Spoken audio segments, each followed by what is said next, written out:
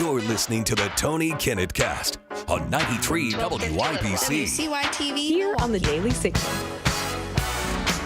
Good evening and welcome to the Tony Kinnett Cast here on the Daily Signal, nationally syndicated first out of 93 WIBC. To all of our fantastic syndication partners on radio and TV. A fine hello to all of our live stream viewers on YouTube, X, and Rumble. And then, of course, the podcast crew. We actually had a whole list of things to dig into before we get to news that broke between when we got the stream scheduled and, the thumbnail made and everything like that, to when we actually get the show moving. So we're going to get you right up to base here. It appears that a flight has left from Florida, southern Florida, flight numeric November 102 Whiskey Golf, heading over the Atlantic and was just over Newfoundland a couple of seconds ago. Now, what in the world does one little private flight have to do with anything? Well, it just so happens that according to Reuters this afternoon, and then later confirmed by CNN and a good friend of the show, the Daily Wire's Cassie Akiva, Special Envoy Steve Witkoff is going to be in Moscow on Wednesday to meet with Russian leadership. This comes amid brand new and breaking information, this over from Bloomberg, go figure, showing that Russia is beginning to weigh in on whether or not they're going to accept a Ukrainian air truce offer to Trump without ending the war. Now, this should be a couple of, this should really, put up a flag here for you. And this is something that those of us in the broadcasting industry, like again, Ben Dykes, who we appreciate stopping by as well, excellent guy, excellent show on the broadcasting side of things. There's something that when you see a lot of propaganda from foreign ministries whose entire thing that they do is try to convince you that their country has everything under control and yours is falling apart. When Dmitry Medvedev said that we're pulling back from all the treaties, we're going to put nukes everywhere, on coast in babushkas, the Shah, we're going to put nuclear devices everywhere. Trump said, well, how about a submarine right next to your bathroom where we know you are right now, tweeting from the toilet? Because that's the kind of guy that Donald Trump is when it comes to foreign policy. And now all of a sudden, after Trump really levied a couple of serious economic threats, not only through primary tariffs and, the blockade of the Russian economy by many Western nations, but also secondary tariffs and secondary cutoffs and access to the Russian market. You have a very, very interesting increase in tariffs, 25, 30%, 40% possibly into India, in which the Modi administration, though usually friendly with President Trump, said, well, we're going to keep buying Russian oil and kind of selling it afterhand on the market. And Trump said, well, then we're going to do some secondary tariffs and sanctions here to squish the Russian economy, who isn't playing nice, isn't playing the way that Trump wants Putin to play. And now we are actually starting to witness the beginning of Russia starting to say, you know what, maybe this can't go on forever. Now, these particular peace deals aren't coming as quickly as the Cambodia and the Thailand ceasefire, as the India and the Pakistan, or the Rwanda and the Democratic Republic of the Congo, or the Iranian-Israeli ceasefire, or the interim period with the Hamas and Israel kind of pseudo ceasefire that now is being moved all the way through to its final point. But in this particular instance, it does look like we're starting to see Trump get what he wants. Now, Trump signed an executive order today, very heavily limiting the amount of freedom that banks and financial institutions in the United States have to debank individuals. And this is important because shortly before the show, the New York Post released an article showing that JP Morgan and the Bank of America debanked Trump under pressure from the Biden administration over January 6th. Let's talk about debanking. You likely have some kind of a local bank that you go to. I bank at the Perfect Circle Credit Union because they're excellent. I love my credit union. That's not a sponsor. That's just a personal preference.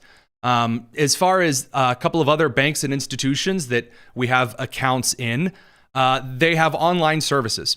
And there is not necessarily a little box in St. Louis or New York or Washington, D.C., in which Capital One, for instance, has a little metal box of my money, and scribbled on the side and expo is Tony Kinnett's money. Also, Tony is a very handsome man. As true as that would be, that's just not how that works. A lot of that is essentially converted into digital assets and management, and then the banking infrastructure controls whether or not I have access to online banking. And that's a huge part, the user interface, a huge part of the banking system.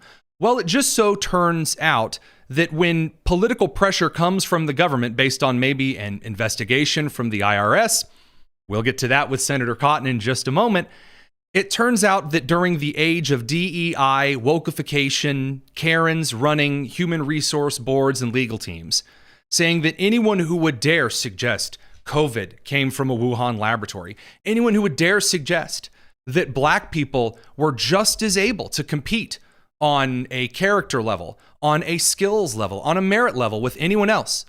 If you suggested that we should judge someone by the content of their character instead of the color of their skin, if you said that women couldn't be men and vice versa, if you suggested that only moms were those who were pregnant people, well, then you might get debanked and lose access to your financial materials, like an asset forfeiture, except now you are completely forbidden from engaging with entire sectors of the economy. And again, according to sources from the New York Post, this is Charles Gasparino reporting earlier this afternoon that JP Morgan and the Bank of America had debanked President Trump for his role in the January 6th Capitol Hill melee following pressure from the Biden administration's banking regulators and the Federal Reserve. Producer Nick, can you do me a favor? Can you just, little search here. Can you tell me who was the chairman of the Federal Reserve in 2020 and 2021? Just a little research there for me. It may come as a surprise, but it was Powell. Jerome Powell? Why? I was assured that man was as pure as the driven snow. That man is as clean as a crick you do baptisms in. Goodness gracious me. So I have a couple of questions here. First of all, if there is an individual in the federal government that is pressuring private entities to take action against individuals in the United States, I believe that should be a significant violation of the law. I don't believe that you should have the Trump administration, the Biden administration, the Obama administration, the Bush administration, the Bill Clinton administration, or any other prior administration, past, present, or future, the Vance or the Ocasio-Cortez administrations, God forbid, telling private corporations who they should or should not do business with in the United States. Internationally, it's a different story because the centralized federal government, again, one of the big reasons we got rid of the Articles of Confederation, one of the many, is because the government of the United States, not individual states and entities, should be in charge of foreign policy. Here at home, though, Trump has no authority to call up Apple and go, listen here, you got to get rid of Tony. He's got a MacBook. Kick him out. You shouldn't have that. You shouldn't have Biden's cronies, especially not the chairman of the Federal Reserve, which I was assured would be independent, for going after Trump, who, according to the evidence, wanted to send in the National Guard, and Nancy Pelosi, whose charge it was then as the Speaker of the House to authorize sending in the National Guard, refused. A murky situation made far murkier. So I am expecting a couple of serious investigations, which are going to come from people like Senator Tom Cotton of Arkansas. By the way, if there is anyone who is listening to the show that is chums with those in Senator Cotton's office, I would be thrilled to have him on the show. We've had a couple of great senators on the show, and I have not had the pleasure of meeting this senator yet, but this man has started more investigations into crony operations than any senator I am aware of in U.S. history. Today, just 8 hours ago, he put the Council on Islamic Relations, CAIR, purports to be a civil rights organization that protects the rights of American Muslims. But evidence confirms that CAIR National has deep ties to terrorist organizations. This is objectively true. I've asked the IRS to investigate their nonprofit status. Nonprofit status is a privilege, not a right. He is 100% correct. Radio crew, we know you guys have commercials to get to. We'll get you to them. We're going to continue on the live stream where the FCC doesn't require us to break there. It's the Tony Kinnett cast here on the Daily Signal. Now, I have, in fact, spoken with individuals from CARE before. There is a guy who pesters me constantly with emails about really stupid and ridiculous subjects and things that he wants everyone to talk about at all times.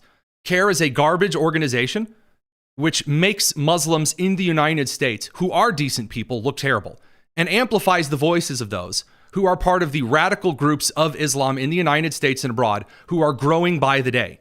Real caliphate nonsense. There is no reason that a group that is providing either PR support for foreign terror organizations openly or financial support for those operatives in the United States or CARE or aiding and abetting should be allowed to have nonprofit status. When I ran Choice Media, an education nonprofit, I was examined ridiculously through the Biden administration's IRS and whether or not it would be allowed for me to move the nonprofit from, at the time, New Jersey to Indiana, where I currently am. CARE just gets to operate and do whatever it is that they want because, God forbid anyone ever offends a person who prays towards Mecca. So those things all said, let's get to the main breaking story that the entire show was built on now that some of the bigger breaking things are out of the way. President Trump is preparing to level the boom at Washington, D.C. This is something he talked about during his campaign. It is something that I and many have advocated for years. The United States Capitol, the District of Columbia, used to be a shining beacon of American architecture, of American ingenuity, of American art, and not to mention the beacon of freedom from which all states and commonwealths sent their best, and in Connecticut's case, their worst, and then created laws that we as an American people backed up by the opinions of the judicial and the execution of the executive. And it has become a festering swamp that is more closely related to Mos Eisley, as Ben Kenobi describes it in Star Wars. That it only has, at least by gross, domestic product, a slightly smaller amount of feces on the streets than San Francisco. And why do I bring this up? Because last night, there was a disturbing crime in Washington, D.C., in which President Trump writes, local youths, he puts in quotes, and gang members, some only 14, 15, and 16 years old, are randomly attacking, mugging, maiming, and shooting innocent citizens, at the same time knowing they will be almost immediately released. This is true. This is absolutely, objectively correct. That in Washington, D.C., and blue cities around the country, including in red states, Ryan Mears, here again, in my home state of Indiana, has ruined Indianapolis even more than it already was because they will arrest individuals for committing heinous, violent crimes and just let them back out on the streets, especially if they're illegal immigrants. Mayor Bowser's Washington, D.C. is just that bad. The homeless encampments around places like Union Station were and are filthy and disgusting. Now, I do want to talk about very briefly here the attack that Trump is referencing. One of the guys in charge of Doge, Big Balls, as his username was, or is, was walking throughout downtown Washington, D.C., and saw an old lady, according to the CCTV footage, which is a little too graphic to show y'all, being attacked by a group of 7 or 8 individuals. And he then jumped in to save this woman who was being attacked, and then got the living tar beat out of him by 7 or 8 youths. And again, we can't show the picture, but it's very bloody and gross. And President Trump has announced that it may be finally time, and Senator Mike Lee of Utah backs this up, and we're going to have to bring the radio crew in from commercial here in just a second.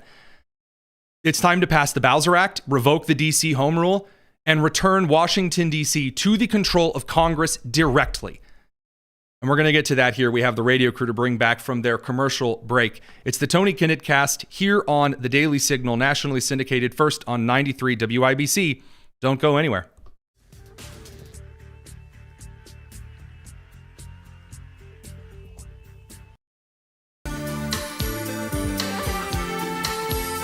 It's the Tony Kinnett cast on 93 WIBC.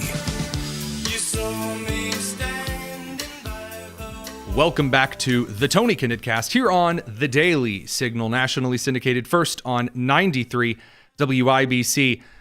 Getting right off the bat here, there are a couple of things that the Trump administration is starting to move towards that he promised during the campaign phase that are going to make some major changes in the American body politic as a whole. One of these things is, in fact, that Trump is appearing to move towards re-federalizing Washington, D.C.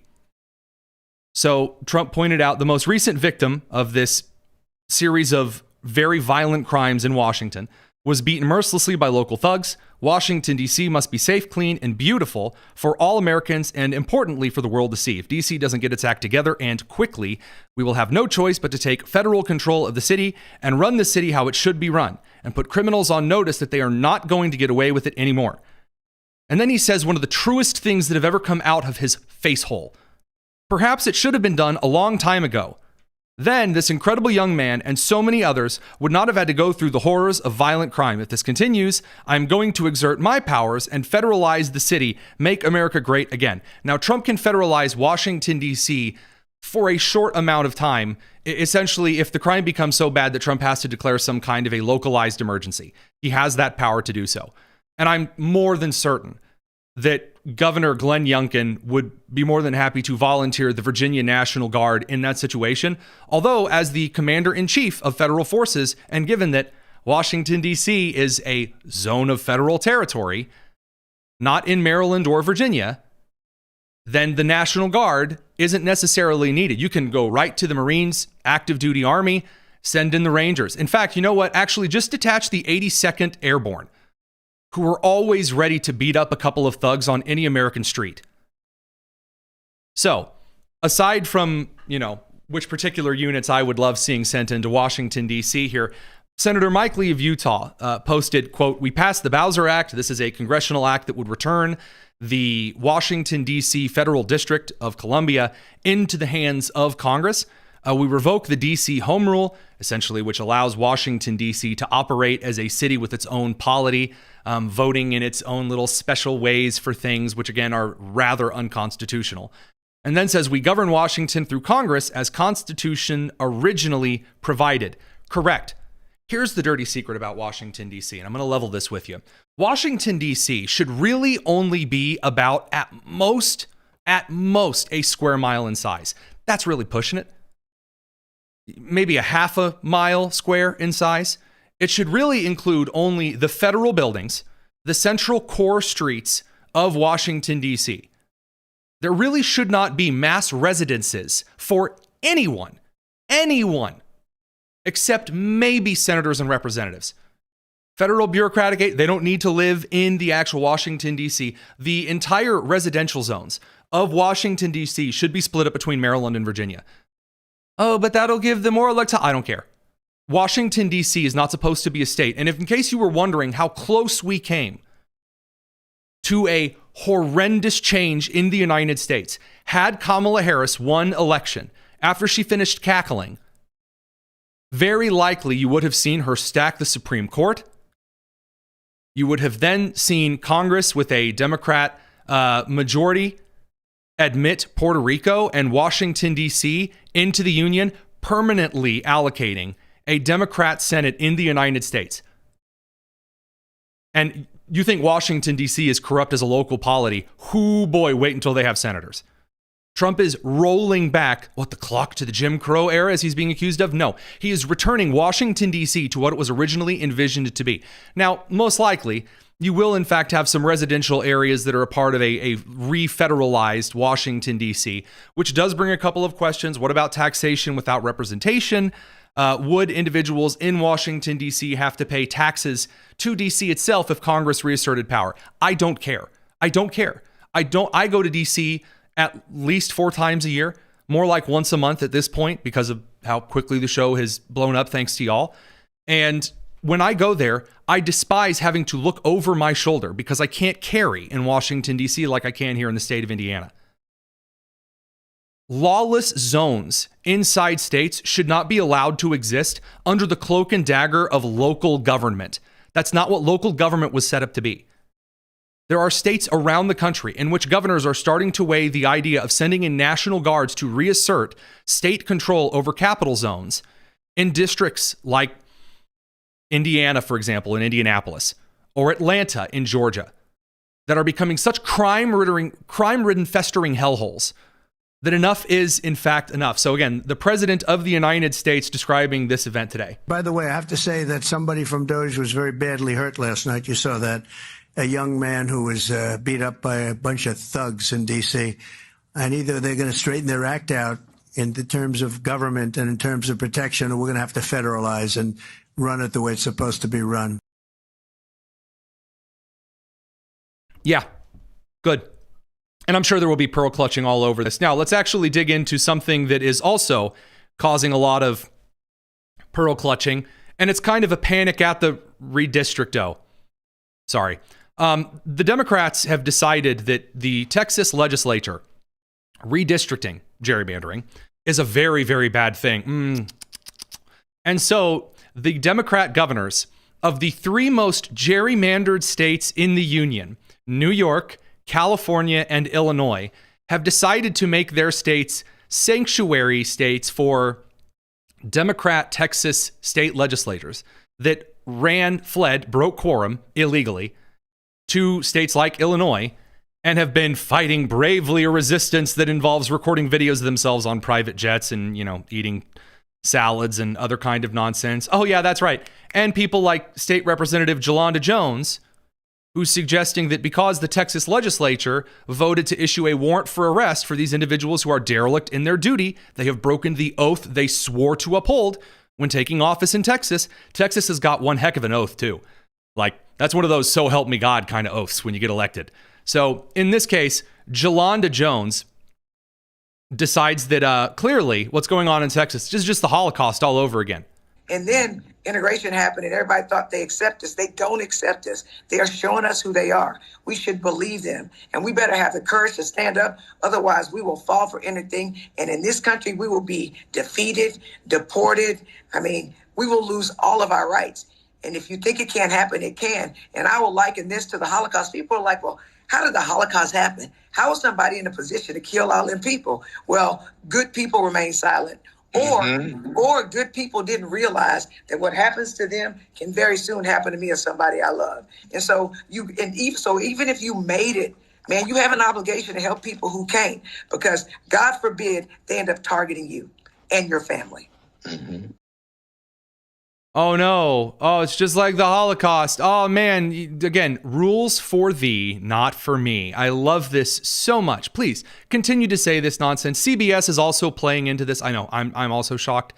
Giving the Texas state representatives the opportunity to mourn and cry and whine on camera. It's beautiful. Here you go. Governor, the Attorney General say they may seek your arrest. You willing to go to jail over this?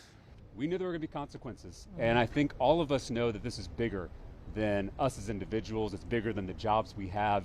We are fighting for the American. For those who are listening, I'm sorry, hold on, sorry, shut up, dude. For those who are listening, who can't see this guy, I want you to imagine Beto O'Rourke, but yet his younger, more annoying somehow brother. That's what this dude looks like. Experiment. We're fighting for representative democracy and whether or not that will continue. And so we're willing to face whatever consequences may come our way. But also want to make sure people recognize this threat of arrest, this is not normal. Do not think that we can. Oh, it's not normal. Where you arrest and a threat of arrest isn't normal. Oh, well, I guess that 2019 Oregon Democrats issuing an arrest warrant for derelict Republicans who fled to Idaho, that's like, oh wait, that's not 1919, that's 2019. Oh, and then, a couple of years ago when the Wisconsin state legislature issued an arrest warrant for Republican legislators who had fled the state in Wisconsin. Oh, this happens like all the freaking time. Nonsense. Every single day. It's unprecedented. Oh, okay. Yeah. Great. Thanks. Radio crew, we got to send you off to commercial. Trust me, you might want to hop on the live stream for this one. It's the clips are that good. It's the Tony Kinnett cast. All right. So the Jasmine Crockett response, because Jasmine Crockett with the redistricting, she's not being cut out of her district. She is simply being put in a place that there is now a more competitive edge to her district. And the funny thing is, the polling numbers suggest that it's not as though Jasmine Crockett's district is being whitewashed, because that's what that's what she would be claiming up and down, left and right, everywhere. Oh no, there's all these white people now. There are in fact a pretty similar number of individuals of diverse demographic communities. They just don't vote extremely to the left. And so Jasmine Crockett could very well lose her seat, which I know, I know that is a shame. That's sad. I too am upset by this, but this frees her up to run for the Senate in Texas. Frees her up to run for the Senate in Texas. That's pretty exciting stuff. So Jasmine Crockett, God bless her. She's out here saying, you know, Governor Abbott and you cute little warrants. Here you go. Joining us now for more is Texas Democratic Congresswoman Jasmine Crockett. Congresswoman, thank you so much as always for joining us. Governor Abbott just announced that he has ordered the Texas Department of Public Safety to find and arrest the House Democrats who have fled this state. You're in the Chicago area with some of those Democratic representatives. What's the plan with them? Obviously, at some point, you have to return to the state of Texas eventually. So ultimately, does it seem that it's a foregone? By the way, the reason the ABC person is suggesting, whatever her name is, discount Claire Huxtable, is suggesting that, oh, well, someday you're going to have to return, you know, to Texas, is because the Texas Democrats have done this before. Every single time they have gone back to Texas.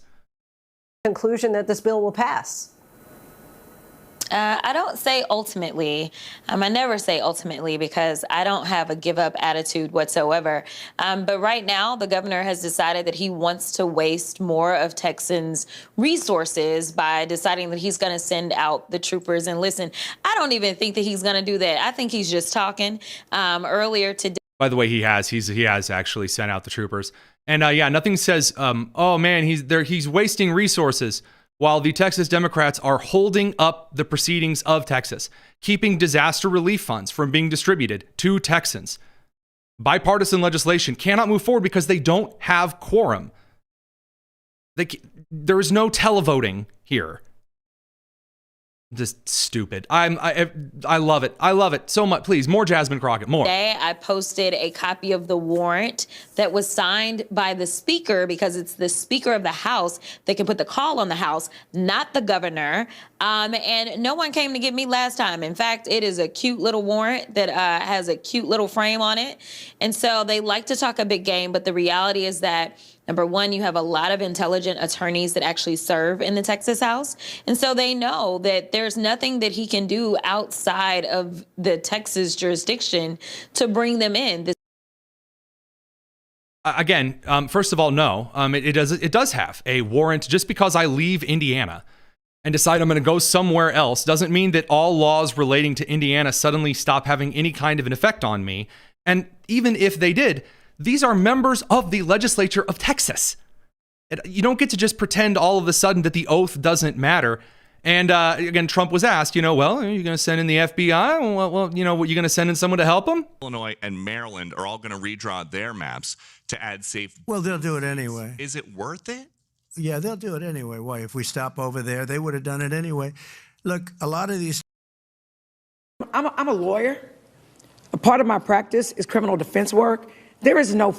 This is going to be a fun fight. This is going to be fun. We'll be back in a second. Don't go anywhere. It's the Tony Kinnett Cast here on the Daily Signal.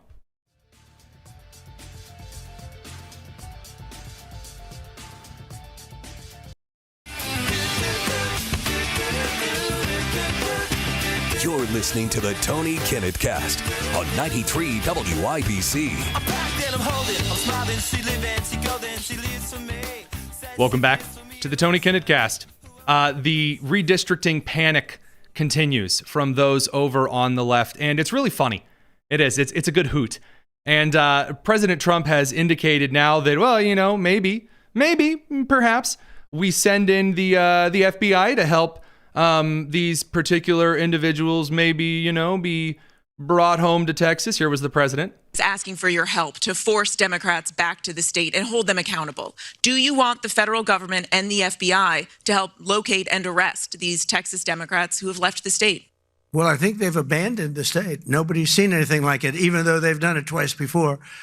And in a certain way, it almost looks like they've abandoned the state. It looks very bad. Yeah, go ahead, please. Should the FBI get involved? Should the FBI get involved? Well, they may have to. No, I know they want them back. Not only the attorney general, the governor wants them back. If you look, the governor of Texas is demanding they come back. So a lot of people are demanding they come back. You can't just sit it out. So one of the reasons that this matters is that Governor Abbott has suggested that these individuals may, in fact, have violated the law on bribery. And we went over this on the Top News in 10 last night. Yeah, the federal statute on bribery, the same one that Representative No One Cares, who is the district law attorney person, says isn't a felony. Yeah, taking bribery, in other words, taking goods to fly to another state. So if someone's like, hey, guess what? I'll fly you to Illinois if you want to go on my private jet. That's bribery. You can't participate in that. You can't do it. During election season, if someone wants to advertise on the show, I have to report that in a different way than if I advertise during the regular time. When you start messing with the government, things get weird. There are laws you have to play by. Texas is one of those states that has a lot of pretty spicy laws when it comes to that. Now, I do want to, again, my heart goes out to people like Jasmine Crockett who've decided the response to this is say that they're going to knock y'all out over this. Like this is somehow going to be a big winning issue for the Democrats. No. And I'm sorry, but instead, we are not only going to punch you back, but we are going to knock you out. So I fully anticipate that we are going to take control of the United States House because that is what the American people want. And that is why Donald. This is what you're going to hear. This is the narrative that's now taken place. Republicans, oh man, the big beautiful bill was so unpopular. They're going to lose the House in 2026. No. Again, according to the polling data, Donald Trump right now is, again, fluctuating in the approval-disapproval rate in the places that he always has. He is gaining popularity among Republicans. It is encouraging Republicans every time there is a new announcement for a campaign, especially when you have Michael Whatley running for the Senate in North Carolina against Cooper, and you have Laura Trump, instead of running in that race, focusing on her show and on RNC stuff, a very smart choice when Republicans are running to win, and Democrats are running people like Zoran Mamdani and Jasmine Crockett. We're going to knock you out. Okay, easy. It's not Friday. Calm down.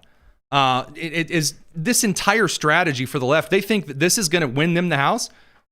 So they're going to try to manifest this into existence. They did this with Kamala. Do you remember? Oh, I bet there's going to be a ton of women who stay home because they don't want to turn into the Handmaid's Tale. Oh, I bet that in fact, Trump's going to lose a ton of support among the Black and Hispanic community. Oh, I bet Trump, everyone who said they liked him in the first term, see, now he's gone all fascist or whatever, and they're going to get him. Nope. No. It's not going to work this time either. And that hasn't stopped the three musketeers of stupid. I mean, the three stooges themselves have stepped out onto the national stage to somehow try and win a moment here. So Governor Gavin Newsom, who is in the middle of like 4 different scandals in California to replace the last 4 scandals that he has. He hasn't been on camera a lot in the last couple of days, but he's tried to suggest that California is going to gerrymander even harder in order to punch back against Texas. Guys, I'm gonna be real straight with you here. If, first of all, California is only allowed to redistrict like every 10 years, and they just did this a couple of years ago. Number 2, California has supposedly used an independent board to appoint the seats for their electoral and their congressional map. So that's a little suspicious. And last but not least, why are you're using your own constituents as a bat to swing at people on a totally different state? That's like saying, man, I'm really mad at the people in Oklahoma. I'm going to go slap someone from Ohio. That's how mad I am. Why? What is this? What are these decisions and why are you making them? But that's Gavin Newsom. Then we get over to Kathy Hokll of New York, who again is facing multiple scandals. Now, Kathy Hokll, she's a real special thing and has decided that this is going to be the issue that she's ready to fight Trump on. Here you go, Kathy. While Donald Trump and his co-conspirator, Greg Abbott, erode our democracy and drag us toward authoritarianism. There you go. Now, what Texas and Republican states are doing at the direction of Donald Trump, I say is nothing short of a legal insurrection against our capital. Legal meaning they're using the legal process. Does not mean it's legal, and it must be stopped. What? Republicans are willing to rewrite these rules to give themselves an advantage, then they're leaving us no choice. We must do the same. There's a phrase, you have to fight fire with fire. Wait a minute. I thought she just said that it was illegal. She's like, oh, it's not legal, they're using legal means, so we're going to do the same thing. So are you saying, like, I'm going to ask New York assemblymen to commit crimes? Okay, either it's legal or it's not, hon. You don't get it both ways here, like in, your marriage. That is a true statement of how we're feeling right now. And as I've said, another overused but applicable phrase, all's fair in love and war. That's why I'm exploring with our leaders every option to redraw our state congressional lines as soon as possible. We're going to send down the 27th Regiment of Lesbian Baristas because we're at war. And no one talks that way to New York. Oh, just brave, stunning. Yes, Kathy Hochul. Now, I was asked recently, because I have mentioned Kathy Hochul's brilliant speaking and political acumen in conjunction with computers before, and that she, said that black people didn't know what the word computer was. And so someone reached out and asked what the heck I was talking about. So here you go. Here's Kathy Hochul during the campaign saying that there are black children who didn't even know what computers were. Young black kids growing up in the Bronx who don't even know what the word computer is. They don't know. They don't know these things. And I want the world open up to all of them, because when you have their diverse voices innovating solutions through technology, then you're really addressing society's broader challenges. I really do enjoy that Hochul decided to say that, because there were a lot of memes that followed of black people rightly offended because what a disgusting comment, like picking up their computers and looking at them as though they would seem like chewing on the laptop. Like, what is this? Incredible. Then J.B. Pritzker, who it took us a while to find this clip because Google kept popping up videos of whales breaching. J.B. Pritzker is trying to look really, really tough. Again, the most gerrymandered state in the entire country. Here's J.B. Pritzker acting real tough with the Democrats behind him, including Hank Green with his dastardly deeds undone. Let me be clear. We passed a map in Illinois that follows the Constitution, and that is not what Governor Abbott is trying to do in Texas. Yes, this map. We believe that the people of Texas deserve to have fair representation and not to have the game changed in the middle of the decade. That's right. They're already. We're going to send the radio crew over to commercial because now they want to change it again. This is just from J.B. Pritzker. This is really special. We'll see you guys after the commercial break. It's the Tony Kinnett cast here on the Daily Signal. As Pritzker is talking, I want to point out, notice on the right side of the screen, the current congressional map of Illinois. 2/3 of the state are only 3 congressional districts. 3. Of those 3 congressional districts you have, I think it's either like the 11th, the 12th, or the 15th, at the very bottom there, that entire southern third of Illinois is just 1 House seat. Then you have a weird, awkward, totally legit wink wink slice that goes from the border of St. Louis up all the way through like this weird intestinal tract up to Springfield. Because again, you can't have districts that aren't touching, so they have to draw some kind of a map. And it's incredible. Now, what surrounds it? There is 1 congressional district that surrounds this entire thing, and it looks like Croatia. So Croatia is a sea all the way around. I believe it's Bosnia and Herzegovina. And so there's this like weird awkward stripe that like wraps all the way around. And Pritzker, when he's not, cosplaying as Pete from Disney, the big chubby guy that's always mad at Goofy, now see here, Goof, that one. He's going to lecture me about gerrymandering? No doubt will end up being litigated too, but let me be clear that they are attempting to cheat. And, I think we all know Donald Trump is a cheater. Yeah. Right. So is the Attorney General of Texas, Ken Paxton, in so many ways. And we here in Illinois believe that we're, 2025. We've had elections now for, the 5 years that this map has been in place. We want to continue to have those fair elections. And we're proud of the fact that Democrats do better than Republicans in those districts where they're hyper. The man from Illinois, which holds Chicago, Chirac, known for its voter fraud, known for its corruption, known for people from shore unions wheeling in big ol' honking barrels of votes, that guy is going to tell the rest of us that, well, of course Democrats are doing better. Gee, I'm rather surprised by that. Everyone else is a cheater. Oh, the irony is so palpable. I can hear Alanis Morissette's guitar. Now, there is a couple of other pieces of news on this, and I do want to point out, Trump did say quite accurately, why encourage Texas? Because the DOJ has reached out to Texas and said, hey, you have a couple of districts right now that are kind of built based on demographics for color. Like you have like a mostly black district that it's kind of weird and may have some civil rights questions. Can you fix that? Because that's not allowed. Because otherwise the Supreme Court will come in and go, nope. And Trump, said, yeah, you should probably redistrict. He was asked why, and his answer was quite correct because, they'll do it anyway. The Democrats will do it anyway. Who cares whether or not they're threatening things? Illinois and Maryland are all going to redraw their maps to add safe. Well, they'll do it anyway. Is it worth it? Yeah, they'll do it anyway. Why? If we stop over there, they would have done it anyway. Look, a lot of these states, I watched this morning as Democrats are complaining. We got to head over to commercial and pick up the radio crew. It's the Tony Kinnett Cast here on the Daily Signal. Don't go anywhere. So there's a weird lag that's just glitching in and out. Not really sure what on earth it's doing that for.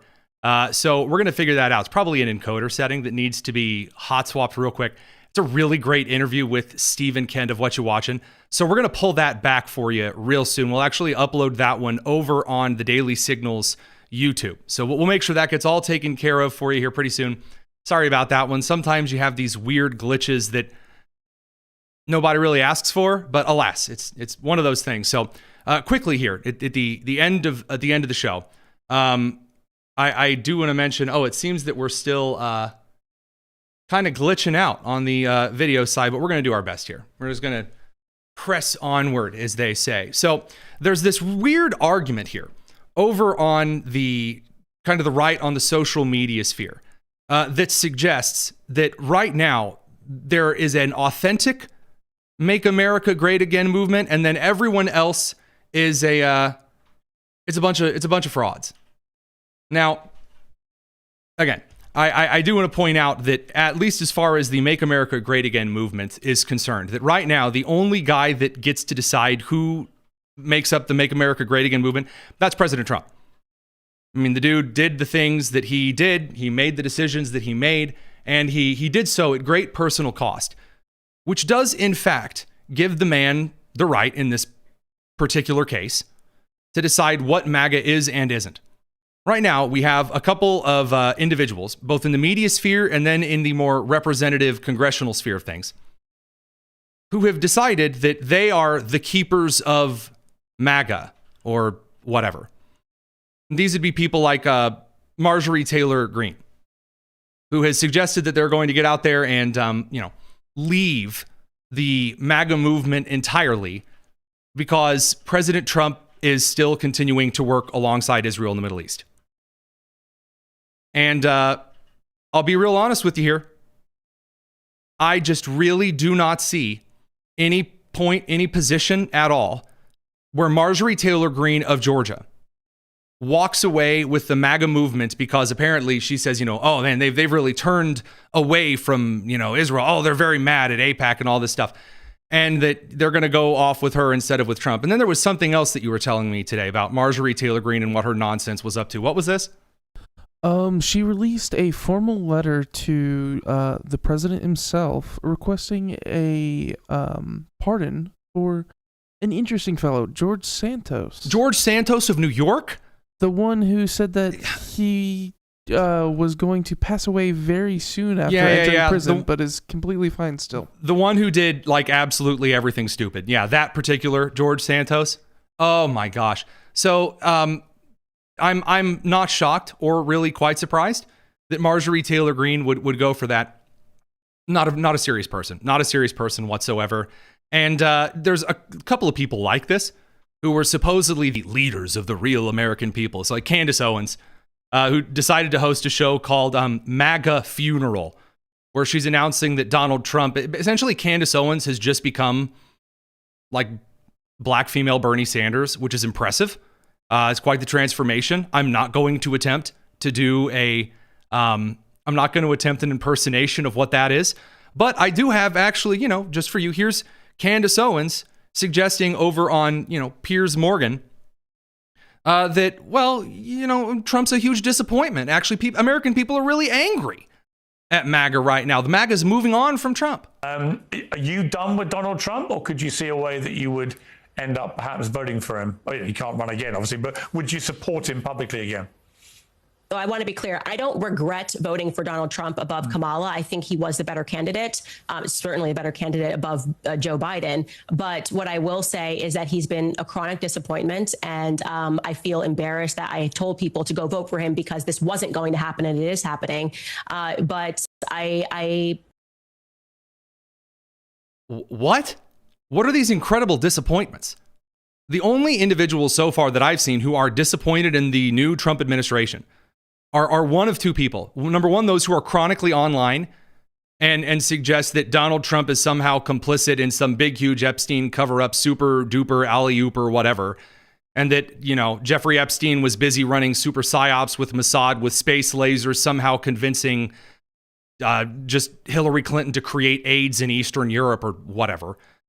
Then the second crew is those who are on the more economically, I would say, more traditionally conservative on economics and don't like Trump playing fast and loose with levers on the market, which, by the way, those particular tariffs as a negotiating mechanism have been successful in securing a lot of trade deals.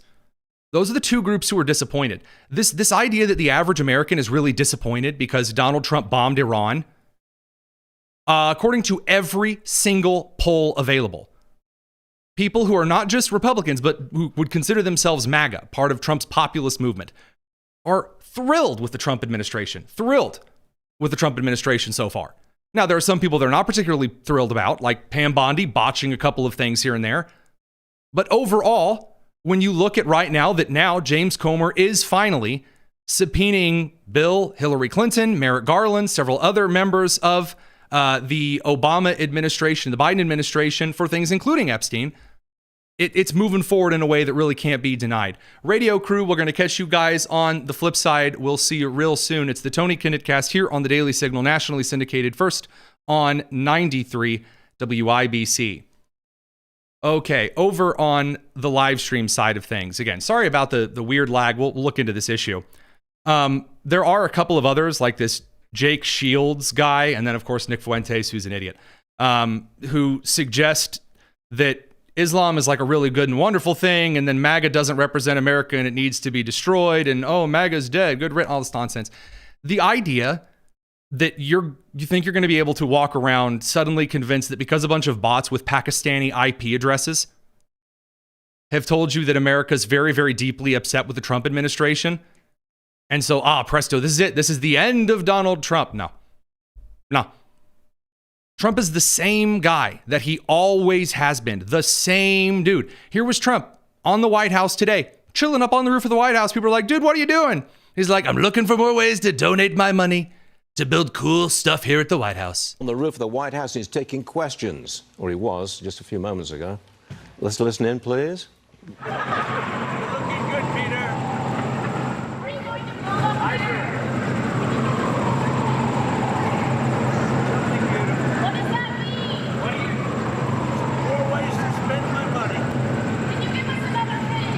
More ways to spend my money, he says. Because, again, we had reported earlier, I think last week, that the Trump administration was planning on building a grand ballroom to the White House.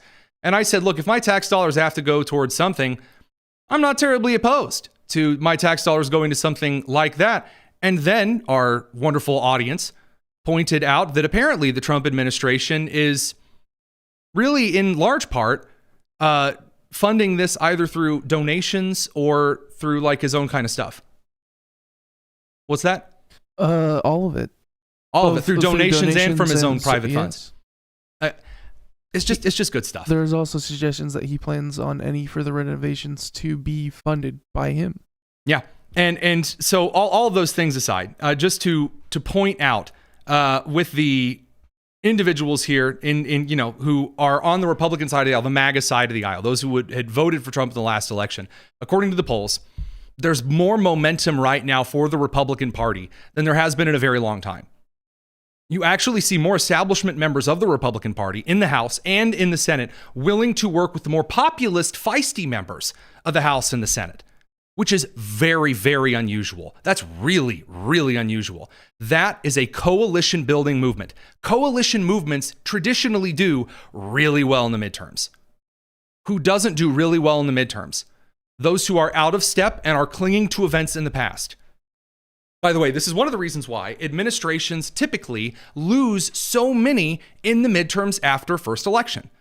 The reason it's seen as such a check against the administration, that first referendum, is because the administration during the campaign phase made a bunch of promises, all of the promises, and said, we're going to do this, we're going to do this, it's going to be golden skies and rainbows and an eternal tax holiday, and you're going to have all of these kids, and it's going to be wonderful. Those skies are going to open up.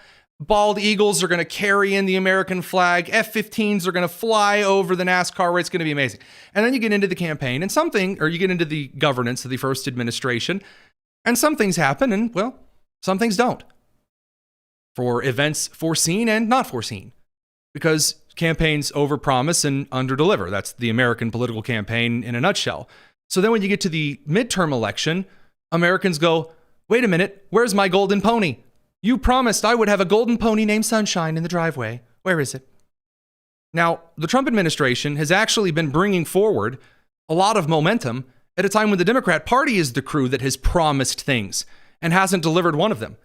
Again, how many times have you been told you were going to die and that we were going to be under eternal martial law from hell?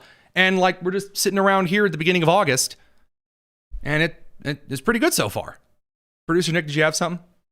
I think one of the largest issues heading into the midterm for the Trump administration is properly evaluating the huge successes without undervaluing the mass of successes. We have such a quantity and quality of successes. Having those presented once again in such a short amount of time really makes it difficult to just show how awesome it's been. I've said this before, and again, it's a shame because I wanted to talk about this during the interview with Steve and Kent. We didn't really get an opportunity to because OBS decided to fall apart. Thank God it's currently lasting as long as it has here into a little bit of bonus tonus. But in this particular instance, regarding the Trump administration, there is a real reason to be grateful for a number of things. A real reason to be grateful. And I'm not saying like great, you need to be grateful to President Trump. You need to be grateful to Republicans. No, I am in fact grateful that an entire decade where I was told that everything was the fault of white Christian nationalists who were mean and sexist and homophobic, and they were stealing from the poor people and the brown people. And as Joe Biden just said overtly, you have white kids and poor kids.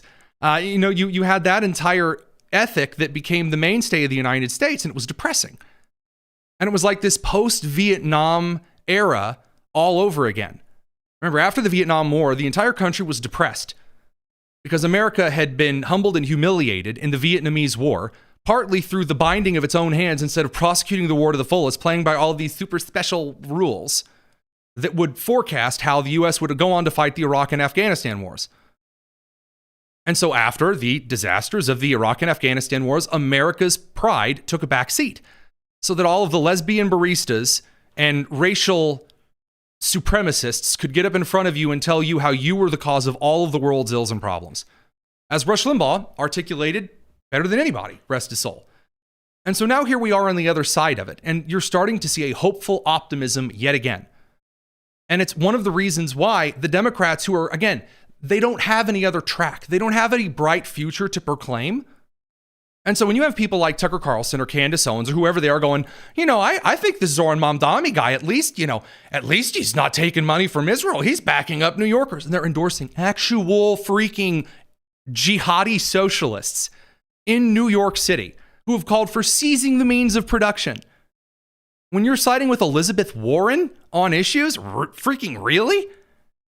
That's where you suggest MAGA should go? Absolutely not. Guess which finger I'm holding up to that idea.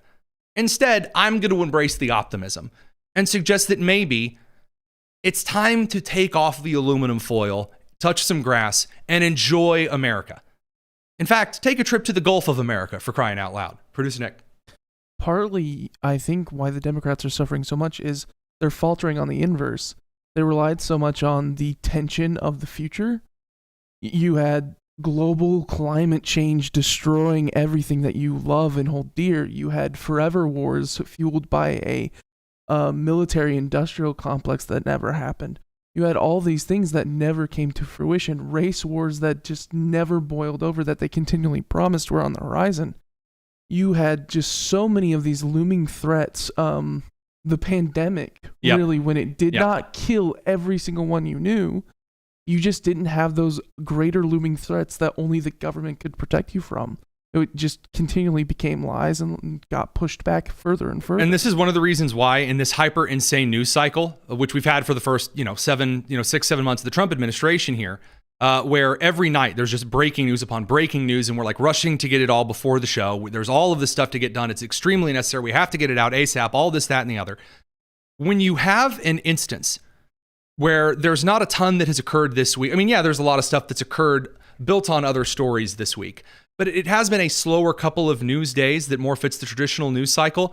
Something that I noticed that was strange is that Sydney Sweeney has been in the news for like 7 days at this point.